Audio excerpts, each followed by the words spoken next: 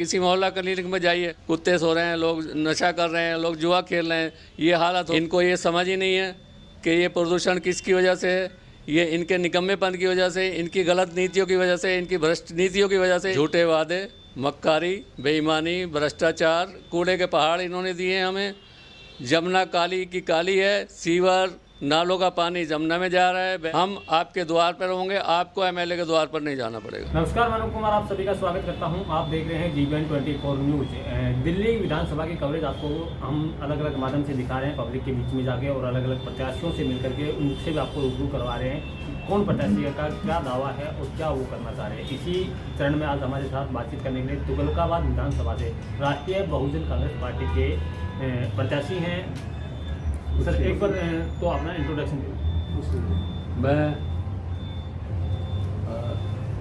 जय श्री भीम, जय संविधान, जय अम्बेडकर, अम्बेडकर, जय भारत। मैं खुर्शीद तुगलकाबाद विधानसभा क्षेत्र से राष्ट्रीय बहुजन कांग्रेस पार्टी का उम्मीदवार हूँ और मेरा चुनाव चिन्ह बाल्टी है। क्या देखते हैं कि दिल्ली में बड़ी बड़ी पार्टियां बैठी हुई हैं, 10 साल से केजरीवाल साहब का काम किया है, तो पहले तो 10 साल के काम को कैसे देखते हैं? तो केजरीवाल साहब ने 10 साल में कह रहे हैं कि हमने दिल्ली को लंदन पेरिस बना दिया, उसको देखते हैं क्या दिल्ली लंदन पेरिस बना है? आपका बड़ा अच्छा सवाल है। मैं आपके चैनल के माध्यम से तुगलकाबाद क्षेत्र की जनता, दिल्ली की जनता, देश की जनता, दुनिया को ये बताना चाहता हूँ कि नाम बड़े और दर्शन छोटे, वादे, झूठे वादे, मक्कारी, बेईमानी, भ्रष्टाचार, दिल्ली को पेरिस बनाने वाले, दिल्ली को लंदन बनाने वाले, आज आप धरातल पर देखिए, सड़कें गड्ढों में तब्दील हैं, कूड़े के ढेर हैं। मेरे क्षेत्र में देख लिए, पानी, सीवर का पानी गलियों में बह रहा है, कूड़े के ढेर, कूड़े के पहाड़ इन्होंने दिए हैं हमें। जमुना काली की काली है, सीवर नालों का पानी जमुना में जा रहा है, बह रहा है। इतनी पवित्र हमारी नदियां हैं, गंगा, यमुना, इतना पैसा इन्होंने इसमें बहा दिया, लेकिन आज क्या स्थिति है? वही की वही स्थिति है। प्रदूषण का हालात दुनिया में सबसे नंबर 1 पर हमारा कंट्री, हमारा दिल्ली राष्ट्रीय राजधानी क्षेत्र प्रदूषण में हमारी सांसें भी छीन ली इन्होंने। ईश्वर ने हमें हवा दी, पानी दिया, इन्होंने हमें वो दूषित करके दिया। हम कहाँ, आम आदमी परेशान है। इसमें तो हरियाणा वालों को तो पराली जलाते इसलिए पोल्यूशन हो जाता है दिल्ली में। देखिए, पराली किसान के ऊपर जो आरोप लगाते हैं, आज कौन सी पराली जल रही है मुझे बताइए? आज तो कोई पराली नहीं जल रही। इनको ये समझ ही नहीं है कि ये प्रदूषण किसकी वजह से है। ये इनके निकम्मेपन की वजह से, इनकी गलत नीतियों की वजह से, इनकी भ्रष्ट नीतियों की वजह से, इनके पास कोई प्लानिंग नहीं है। दिल्ली इतनी एनसीआर है, दिल्ली एनसीआर को सिर्फ कागजों में एनसीआर है। कहाँ तक है? दिल्ली तो इधर यूपी में भी है आगे, उधर हरियाणा में, राजस्थान तक है, लेकिन उसको आगे एक्सपेंड क्यों नहीं करते? आज दिल्ली की आबादी कितनी है? 4 करोड़ के लगभग आबादी है, लेकिन सुविधाएं क्या हैं? कुछ भी नहीं है। तो ये दिल्ली को और बर्बाद कर, दिल्ली 10 साल में बर्बाद हुई है।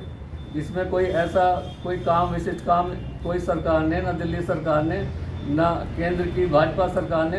भाजपा सरकार के 7 एमएलए दिल्ली में रहे, दिल्ली के हैं, लेकिन एक बार भी कहीं आवाज़ नहीं उठाते दिल्ली के बारे में, न प्रदूषण के बारे में, न जमुना के बारे में, न महंगाई के बारे में, न बेरोजगारी के बारे में, न दलितों के उत्पीड़न के बारे में।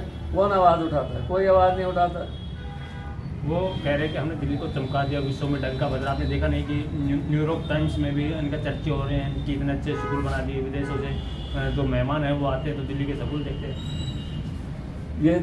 ये सब झूठ है, ये गलत है, ये सब मक्कार लोग हैं, ये भ्रष्ट तरीके से इस तरह से दुष्प्रचार करते हैं। आप धरातल पर आइए, ग्राउंड पर आइए, वास्तविकता देखिए। स्कूल 1-2 बना दिए, स्कूल बनाने से कौन सा शिक्षा नहीं सुधर जाती है? जब तक स्कूल में टीचर अच्छा नहीं होगा, आप स्कूल की बिल्डिंग चमका दिए, उससे क्या होगा? महंगे स्कूल हो रहे हैं, महंगी पढ़ाई हो रही है, बच्चे प्राइवेट स्कूल में पढ़ते हैं आजकल। ज़्यादातर सरकारी स्कूलों की शिक्षा में इतना गिरावट आ गई है, शिक्षा की नीति इतनी गलत हो गई है सरकार की कि अगर कोई ग्रेजुएट है तो एक ना लाइन पढ़ सकता है, ना एक लाइन लिख सकता है। ये हाल तो शिक्षा का है। तो फ्री शिक्षा, फ्री स्वास्थ्य, फ्री पानी, सब कुछ फ्री तो दे रहे हैं, और जनता को मूलभूत सुविधा जो होती है वो सब कुछ कह रहे हैं कि हम फ्री दे रहे हैं, तो फिर जनता को और क्या चाहिए? ये फ्री के साथ गुणवत्ता भी तो होनी चाहिए ना।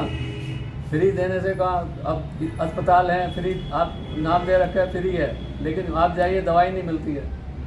वर्ल्ड क्लास मोहल्ला क्लिनिक बना रखे हैं विश्व के। मोहल्ला क्लिनिक, आप किसी मोहल्ला क्लिनिक में जाइए, मैंने कई आप लोग किसी चैनल पे मैं देख रहा था कि वहाँ कुत्ते सो रहे हैं, लोग नशा कर रहे हैं, लोग जुआ खेल रहे हैं। ये हालत हो गई आज की डेट की, ये बात है मोहल्ला क्लिनिक की। ना कोई टेस्ट होता है वहाँ, वो कहते हैं बाहर से कराइए, ना कोई दवाई मिलती है।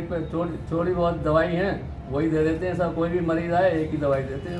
अभी केजरीवाल साहब ने 8 रेवड़ी दिल्ली के लिए अलाउंसमेंट की है अलग अलग, जिसमें महिलाओं को लिए 2100 रुपये, बुजुर्गों के लिए तीर्थ यात्रा और दलित समाज के बच्चों को स्कॉलरशिप की बात की है। उन 8 रेवड़ियों को कैसे टक्कर दिए पाएंगे? देखिए, मेरा ये मानना है कि इलेक्शन कमीशन ऑफ इंडिया को इसका संज्ञान लेना चाहिए। ये एक तरह से ये रेवड़ियाँ क्या, ये फ्री में जो जिस तरह से 2100, कोई 3800, कोई 8500, ये क्या है? ये एक दूसरे इनडायरेक्टली एक रिश्वत देना है वोटर को।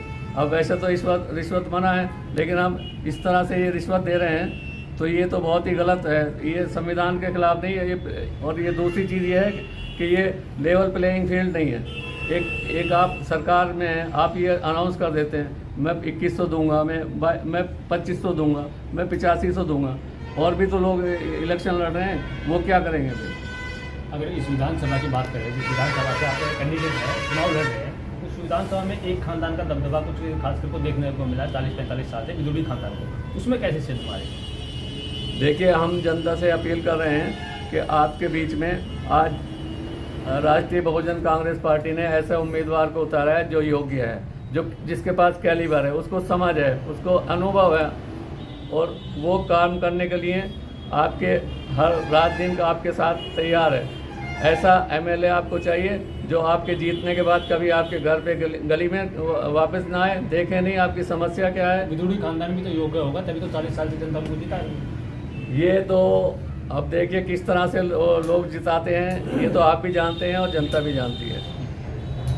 आज का ये समय, जिस तरह से चुनाव होते हैं हमारे, और जिस तरह से ये सरकारें खुल्लम-खुल्ला रिश्वत दे रही हैं, रिश्वत ही है एक तरह की, पैसा बांट रही है, कुछ बांटने की ये अनाउंस कर रहे हैं, ये एक गलत तरीका है।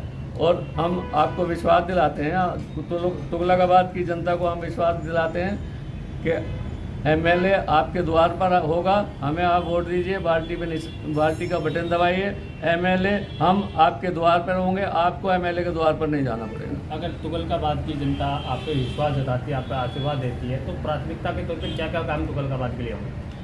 देखिए, प्राथमिकता जहाँ तुगलकाबाद की जनता जिस सड़कों से, सीवर से, पानी से जो परेशानी है, उनको उस सबसे हम प्रायोरिटी उसके ऊपर हम प्रायोरिटी से काम करेंगे, रात दिन काम करेंगे, निष्पक्ष तरीके से काम करेंगे और बेलॉस होकर काम करेंगे। हमें कोई लालच नहीं है किसी तरह का। और मैं आपके चैनल के माध्यम से विश्वास दिलाता हूँ, ये प्रण करता हूँ कि 1 साल हमें आप आजमा कर देखिए। केजरीवाल साहब को भी नहीं थी, वो भी कहते हैं हम कुछ नहीं लेंगे, लालच तो उनको भी आ गई। हो सकता है सत्ता आने के बाद आपको भी लालच आ गई। देखिए, 5 उंगली एक जैसी नहीं होती हैं, ये तो आपको परखने और हमारा काम देखने के बाद ही पता लगेगा।